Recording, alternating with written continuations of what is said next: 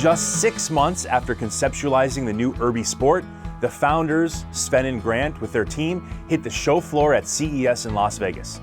Their goal was to generate a huge splash with the debut of their new model. Let's check out the media buzz they generated. Exploring the auto show on the only foldable electric vehicle made right here in the United States.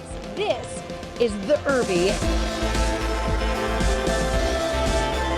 This is the URB-E. This is the URB-E. But this is the URB, and that stands for the Urban Electric Vehicle. URB-E. E for electric.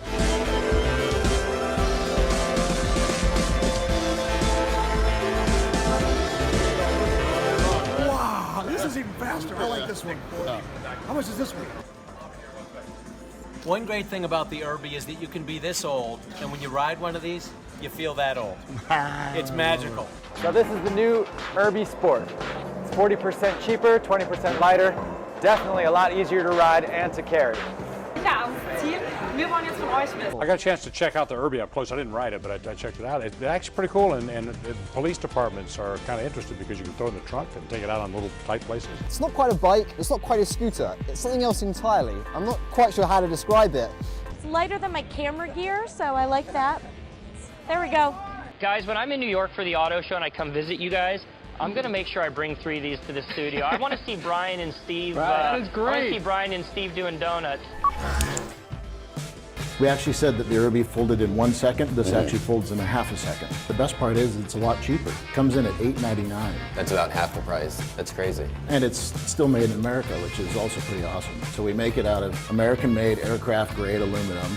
It's the highest quality product that you can get for the money. So basically you can live further away from public transportation, still get to work, and you won't be as sweaty as you are on something like a bike.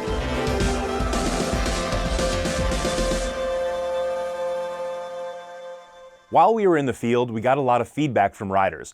I captured some of it inside of eDrawings on my mobile device. Can we add a shock? Yeah, this makes sense after riding around for extended periods, multiple days in a row. What colors does it come in? Renderings only go so far. How can we bring colorways to life for our customers and prospects? Bigger tires? Yeah, I can see how this would be helpful when you get on the streets. Lower price? Yeah, we need to keep pushing down the cost of goods with the URB-E Sport. There are entrants all over this space, and pricing, it's an ongoing topic.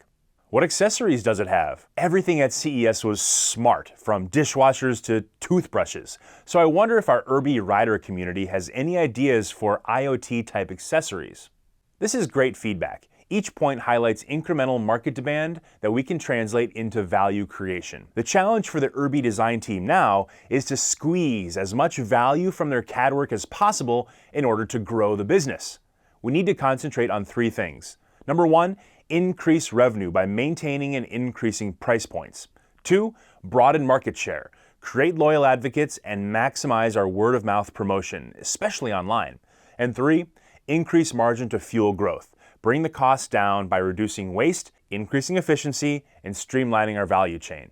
Not only did the customers and conference attendees have great ideas, so did the URB-E team after spending so long with the design. In this next phase of business growth, I'm going to use Manage to keep track of the tasks that the team is going to do during a sprint. Mike wants to make sure the end consumer has a seamless unboxing, so clear and concise assembly instructions are key.